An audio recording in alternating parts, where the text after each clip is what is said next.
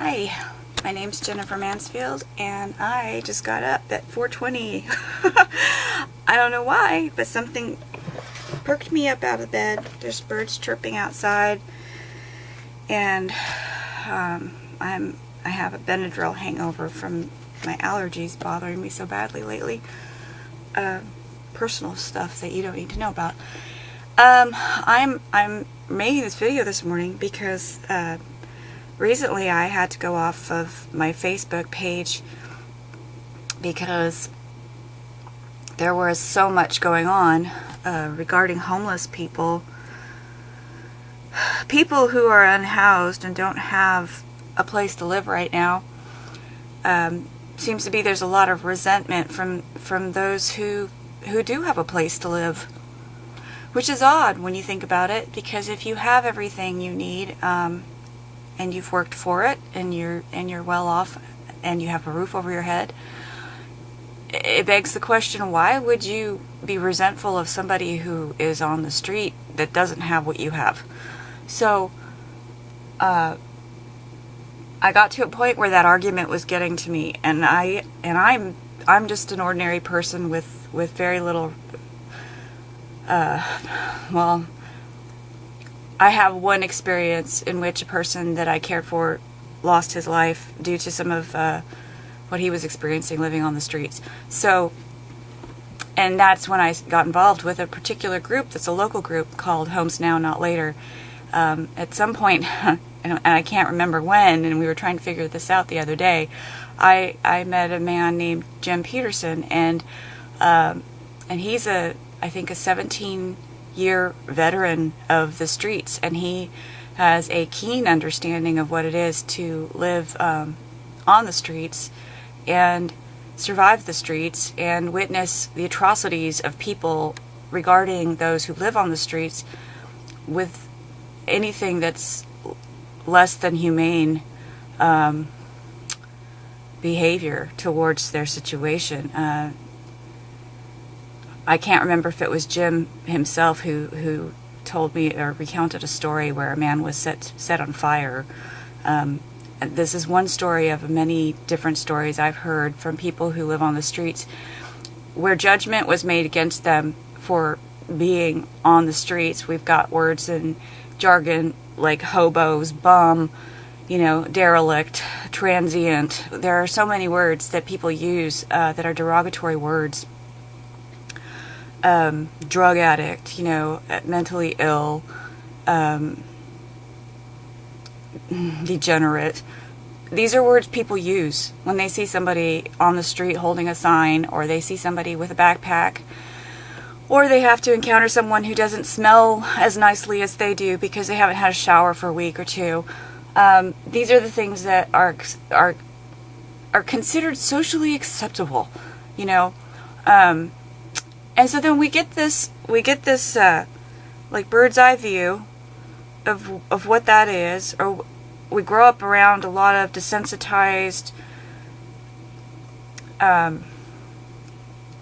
notions, that are considered normal.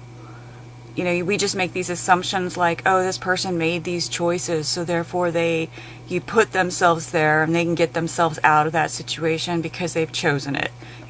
So like here's how I grew up. I grew up thinking like that people that lived on the street did something to themselves or their lives that put them there, that they made those choices, and so therefore they're out there on the street. I made that assumption about my friend because he was dealing with a situation involving drugs.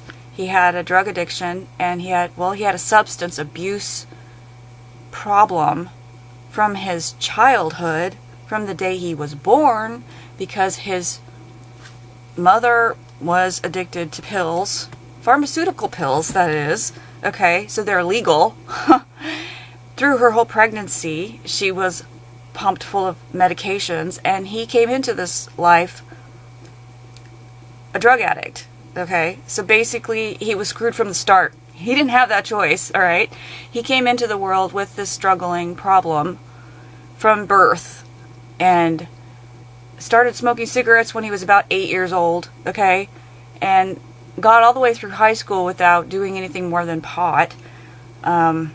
the big thing that was huge in our town when I lived down in Texas was ecstasy and acid.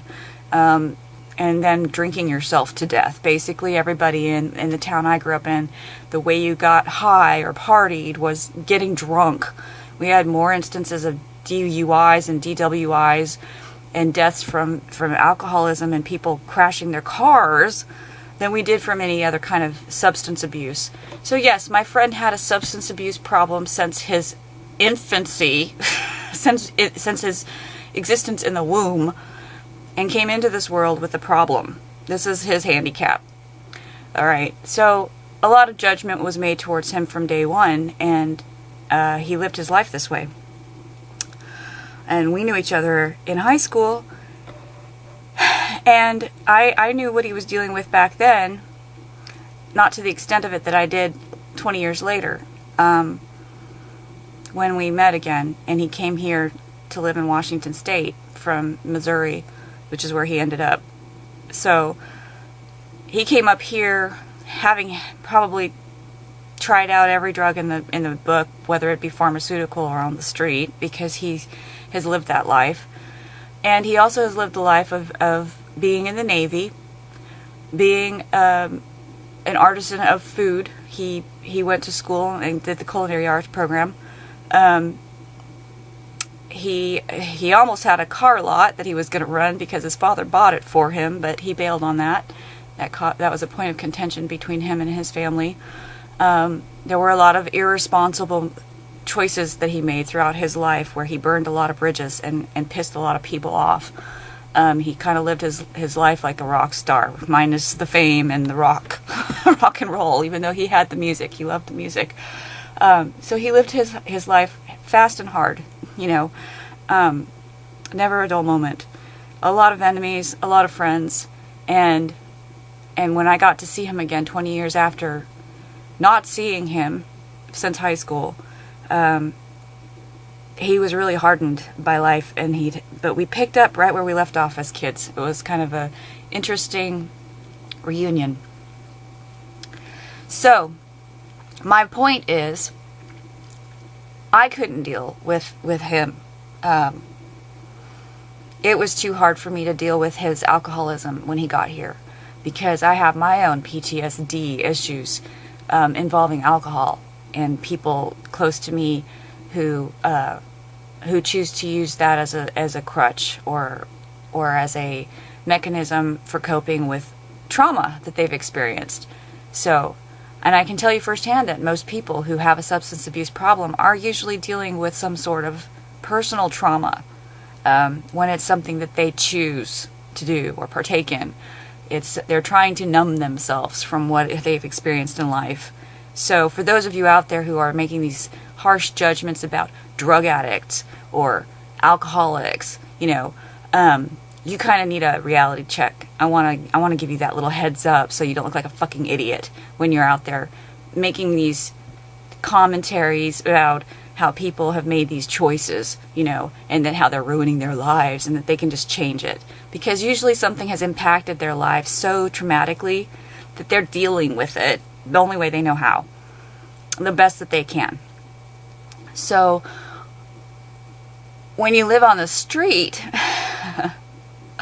and you don't have a roof over your head and your life isn't peachy keen and you don't have a support system and you don't have a job and you don't have an income, and what you do have is a lot of people staring at you and making judgments and making your self-esteem plummet even more, you will turn to something like alcohol to numb the pain.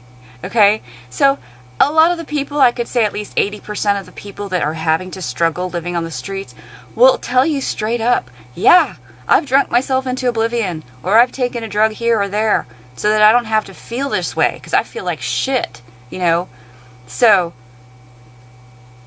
why would anyone look at somebody else who's down on their luck, look at somebody who's probably at the worst place in their life, and critique them? Oh, you should just get a job. And look at that bum. Like all that bullshit. I'm so sick of hearing it. This is where I say I'm angry or I have conviction to help people. You want to understand where we're coming from? When our city council had the nerve to say, don't talk to us like that, we have PTSD issues, I wanted to smack the woman who said that. And I admire this woman. I have respect for this woman. I have this respect for our city officials that you cannot even possibly fathom. I come from a household and an upbringing in which I have people who delegate social, societal. My grandfather was the superintendent of the California district. I mean, do I want to say these things to make my point clear of who I am? Oh my God, like, what the fuck? We don't have to sit here and wear these badges of who we are based on our systematically programmed opinions of each other socially to comprehend what somebody's going through when they're suffering, okay? So I have fucking PTSD that you can't even fucking fathom, all right? Of a person who's 3 times my size barreling through the window because he's drunk, okay? And me having to call the police. These are things that you don't understand. These are things that people don't have to hear. I don't need to tell people these things, okay? But I will. Because PTSD is something where if you witness somebody that you love suffering, or if you witness or you actually experience that suffering firsthand, then you have an understanding of what that trauma is. And you have an understanding of wanting to numb that trauma, If you have a military person in your life who has been in any kind of war zone, you understand what PTSD is, okay? Just from association, just from being a close familial inter-network person in a person's life who has suffered from actual PTSD, okay? And I get it that when we raise our voices and we have convictions and we're upset, that can be unnerving in a forum in which formal conservative communication is the method of engagement, okay? So I get it that, like, my tone right now is loud and maybe someone who's experienced abuse from someone who's yelled at them in their life can be traumatic to them to have to hear someone coming at them and being upset with, directing that upset anger towards them specifically when you're being spoken to. I understand that. But you also have to take into account the context in which something is being delivered and what it is that the message is that's being delivered and why we're so upset. Why would we have this tone? I mean, I know we're not that far from understanding human pain or affliction to the degree that we could separate ourselves and our own ego from why somebody coming forward and giving testimony about a situation that they have either experienced firsthand or that they have witnessed, the anger that's behind that and why somebody's so upset. And this is where I take issue with our entire political panel of people, spokespeople, whom we are bringing a real issue to, saying, you have to be nice when you tell us what you're telling us. Because I just want to throw up when I hear that. I want to say, we are being nice. We're not up in arms yelling at you, but this is how severe this is, or we wouldn't be standing here telling you what we're telling you in the tone that we're speaking. Because And I don't understand the intellect that can't seem to find or fathom why we would be so upset. When we have human beings that are their lives are at risk, they're treading water, literally, in a state of drowning, and it's only a matter of time before they either get to land or they drown. That's as simple as that. That's what being homeless is a drowning person.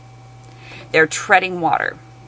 They're making every effort to survive in these few moments that are left in their lives before they either fall down completely or they get rescued. That's where we're at. Okay, so whether it be that they have a mental illness, whether it be that they have a substance abuse problem that they're coping with, which is even more challenging to their situation, whether it's that they lost their job, whether it's that they lost their family members, and they have no support system, they have no financial system, they have nothing in their lives left but our community response, whether we are responsive or not, whether we give a shit. So, don't give me that PTSD bullshit. You know, we will bring this message to the forefront and let people understand and know what it is that's going on, so that they have an understanding, so that they can have awareness, so that they can have the opportunity to give a shit. Because there are people out there right now who don't understand what's going on, okay? And I don't understand how citizens of our city can come forward and give testimony of what's happening to them on a personal level, and then our city turn around and say, you're ruining our grass. Get off our lawn. We're going to get sued because you're sitting on it. That's what happened in December 2017. We had an event that started out with 2 people, Jim Peterson and Douglas Gustafson from Homes Now Not Later, set up a tent and a big sign for homelessness awareness. This was their endeavor. They wanted to see how many local people would come out and support this and get to understand and know what it is to live on the street. So they were making a face value, point blank effort in real time to demonstrate what it is to live on a tent. And they got permission from the city to do this. They had porta pots from the police department to support this effort. This was a community effort to bring awareness about homelessness to our city. And guess what? It was right before Christmas, the most charitable time of the year, right? December. We're looking at Christmas time. We're looking at charity. We're looking at generosity. We're looking at the holiday spirit and spirit of giving. And we get a collective of people that start to join up in front of City Hall in their tents. And it grew to at least 50 people. Every day there were at least 5 more people showing up. It got to the point where they didn't have enough tents. And they were turning people away. Okay? So let me make this perfectly clear for those of you who have any misgivings or misunderstandings about what took place in December 2017. People came forward and gave testimony at the podium inside City Hall of their situation, of the situation that they could not access our one and only shelter that is the default place for the city to direct people to go when they have no place to live. These are individuals who have had a conflict of interest living within those 4 walls for whatever reason, whether it's because they are mentally incapacitated, whether it's because they've been banned, that there's a barrier towards them entering the place, okay, for whatever reason, whether they have a health condition that's exacerbated by living in those 4 walls with that many people, okay, whether it's somebody who's pregnant with their husband and they're not allowed, whatever the barrier was or is still to this day, they came forward and gave testimony, first-hand testimony, both at the podium and on the lawn, to all of us who were present, of why they can't utilize our one existing arm of generosity and charitable action in our city and saying, help. Where do I go? I'm living out of my tent and that's considered illegal. What can I do? And our city said, you can go to the drop-in center. You can go to the mission. Guess what, guys? Cheerleader of the year. There's 60 beds and there's 60 people sitting here on the lawn. So guess what? You don't have to be out on the street. You can go there. That's our solution. Bye now. That's what happened.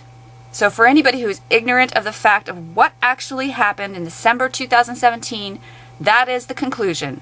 We sat there and deliberated for a week after the fact of the event, that we got an extension for this event that lasted until December 18th, which, by the way, is my birthday. Happy birthday, Christy. My biggest present for Christmas and my birthday with my big ego, because I happen to love myself and I happen to give a shit about other people because I care about myself. So I will toot my own horn in that direction.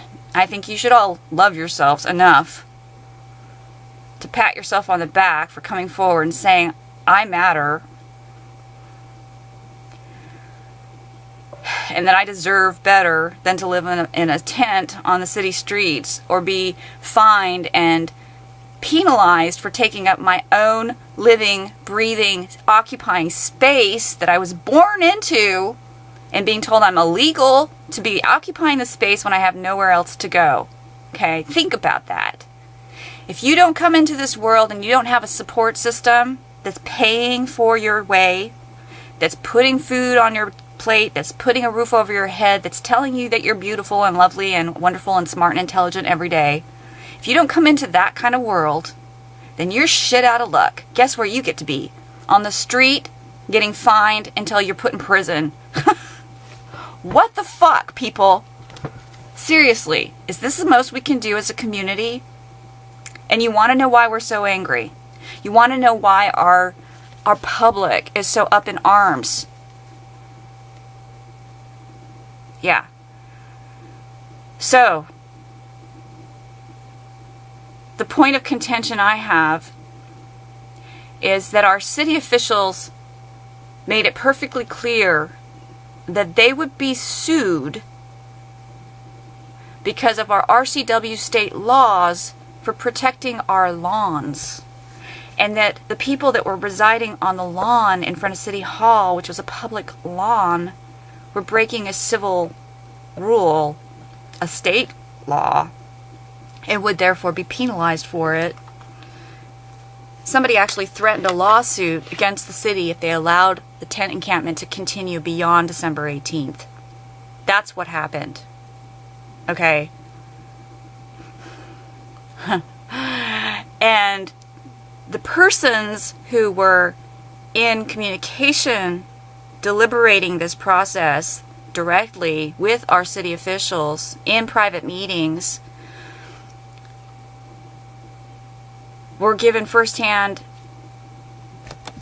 feedback from our city officials.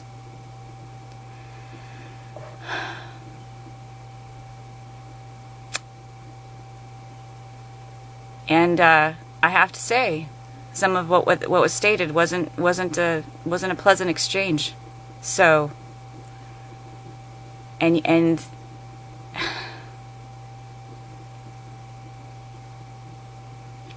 I think it's important for our city to understand that transparency is huge. And we want that as a city collective. We want that transparency. We want to understand the inner workings of our government policy and our government exchange with the civilians in the world that are trying to help minimize suffering on our city streets, who have actual real-time solutions for addressing this, and why it is that we're not. Okay? So let's get real here. If our city had simply complied and said, "Oh yeah, Jim, that's a great idea. We really think what you're doing is awesome. Let's do everything in our power to make that a reality."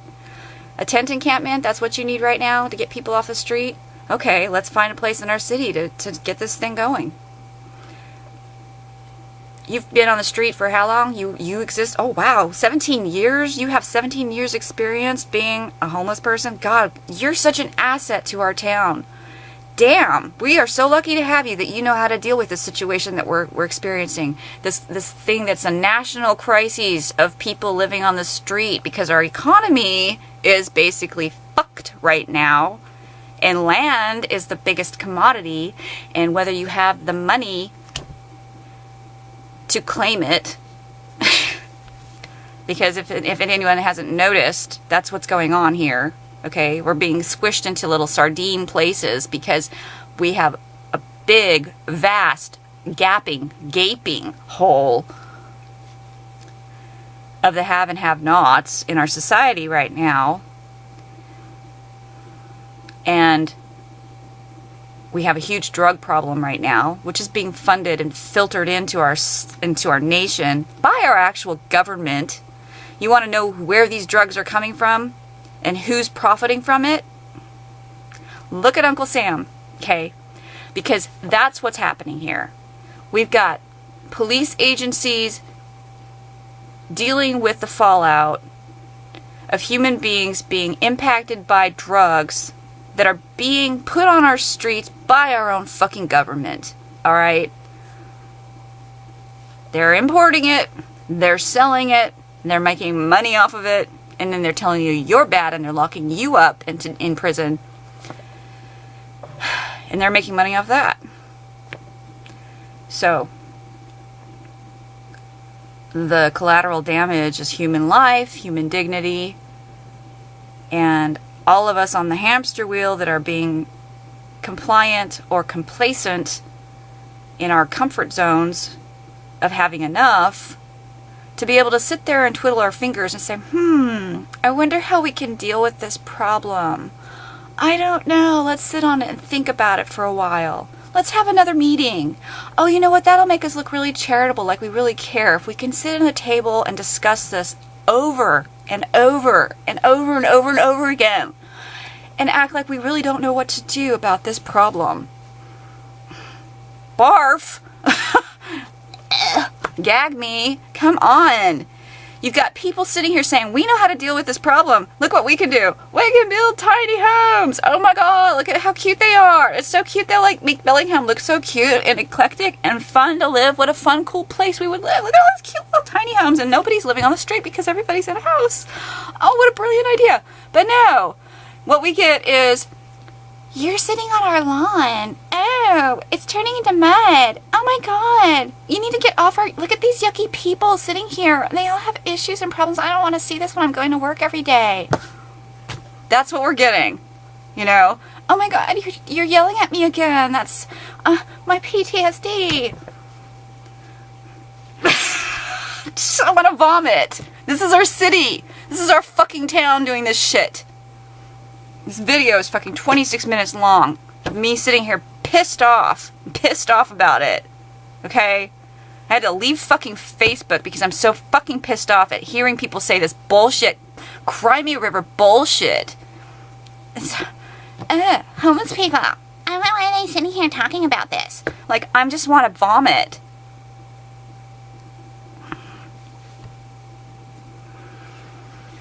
I don't know how Jim deals with it. I don't know how Jim and Doug deal with this shit, because I can't deal with this shit, and I've never even, we've all been in a place where we've had hardship in our lives, or we were sleeping on a neighbor or a friend or a family member's sofa or floor or whatever to get through some hard time in our life. There's not a single one of us who hasn't had to rely on a friend or somebody when we've hit some horrible crisis in our life. And we're lucky to have had that person or those people in our lives to help us out when we were in that situation. And for those of us who don't have that support system, think about the worst time in your life, and if you hadn't had the support system that you had during that time of your life, where would you have been? Seriously, think about it. I think about what I would have to do if I had to put my basic necessities of something to survive into a backpack and somebody just shoved me out on the street, which is basically what I did to my best friend. Okay? One of my best friends. I said, I can't deal with your shit. You need to grow up. You need to get your life together. I can't deal with this. This is impacting my life. And I told you before you came here that I can't deal with you if you do this. So I put his shit in a backpack and I sent him on his merry way. And he knew I would do it before he got here. Because I didn't want that. I didn't want that responsibility. I didn't want to be blamed later before letting him come here. And then him fucking things up for me. That's how I looked at it. Because I'm taking care of myself, right? That's how we all look at it. And him dragging me down with his shit. So I said, get out. You know, go deal with it. You said you could deal with it if I let you come up here, you could deal with this if it got to this point that we knew it would get to, because I already told you it was a bad idea. So get out and go do your thing. So he did. And we maintained our friendship for a couple years until he got involved with a woman who was a heroin addict. And 2 years later, he's dead. On our city streets. And all I can think is I'm the one who let him come here. You know, I brought him here thinking that our city was such a crock of shit what I thought our city was. Oh yeah, we have rehab centers. Yeah, we've got a community support system. Yeah, we care about people. He's dead. And I don't have a problem. Right? I don't have a problem with that. I don't blame myself, sure. And I don't blame our city. Oh yeah, right. I'm not angry or anything. No. What I am is pissed the fuck off because we have the ability to make changes in our town and we're not doing it. What we're doing is stalling for as long as we can, appeasing the people by giving them little breadcrumbs so that they'll shut the fuck up and leave us the fuck alone. Is basically what our city is doing. Oh, maybe if we put a few porta potties, which is what they're asking for in these certain places, we'll get a round of applause and we'll look like so great and everything. Oh my God, aren't you guys so happy because we did what you asked? We asked you to do this back in December 2017 when what people were experiencing in the beginning of the winter was excruciating. We've lost 4 people since that time. 4 people whose lives did not need to be lost, okay? If we'd had our blinders off and we were paying the fuck attention that we needed to be paying attention to. How many more people have to suffer? How many more people have to die before we get it right? There shouldn't be anybody living on the street. And the solution isn't to put them into jail cells, which is what our city wants to do. Our city wants to spend an exorbitant amount of money to build a new prison, to build a new jail. That's where they want to put their money. They will go out of their way to rearrange our police station downtown and 3 locations that they have for potentially moving a big shelter, building up a bigger shelter, a 200-bed shelter, which is the equivalent of a prison, which they can't seem to muster and build. It's taken how many years since they started thinking about this? Let's see, the state law implemented the 10-year plan 10 years, 12 years ago? I don't see any shelter, do you? and then everybody's targeting poor Hans from the mission. And all I got to say to that is the dude's the only one doing anything, okay? But here's our city putting all of their eggs in his basket. What the fuck? I mean, can you imagine the impact for his group of people that are trying to deal with all the people that are migrating from south of us and that are living in LA and in Seattle, okay, who have already been booted out of the city and have no place to go. You really think that that's going to get better this summer when the warmer months come? And people in LA and in Orange County are getting, and in fucking Skid Row in LA, are getting shafted and thrown out, even out of the city itself. And where are they going to go? And it's warmer now. Hey, let's go to that state north of us that was allowed to smoke pot because, you know, it's legal there and everything. That's why we got people moving here. We got Hollywood movie stars moving here, and we've got people living on the street moving here. That's what we have going on in Washington State, okay? Is everybody who's getting shafted from their own state nationwide sees Colorado, Washington State, and whatever the other fucking state is that allows you to smoke pot. We'll just go there. I'll get my marijuana. I'll get my high. You know. And I hear they've got a really good health program, you know. You really think that that's going to become less of a problem when we have no more rain and winter to deal with and contend with this summer? So we're going to get a flood of people coming here, and then we're going to have to go through another winter time with absolutely no changes. And at least 3 times more people than we have right now. That's my guesstimate of what's going to happen. Come on, Bellingham. You want to wonder why we are so emphatic and why we are on fire about this? Do you take a person on fire and tell them to calm down, or you're not going to listen to what they have to say? If somebody's on fire, like literally burning up, screaming at the top of their lungs, somebody help me, somebody's drowning, do we just walk by? Oh my God, look at that drowning person. I wonder what we should do. Let's have a meeting about that. I mean, come on. Get real. Fuck. If I go back on Facebook, this video is going up. Doubt anybody will watch it. It's 30 minutes long. But then, you know, I've said my piece, and I'm going to keep saying it. For anybody who has a problem with Jim Peterson or Doug, or Homes Now, Not Later. If you want the nitty-gritty details, come get involved with us because we'll give them to you. And you'll understand, and I can tell you you're going to be waving the same fucking flag that we are. Bye.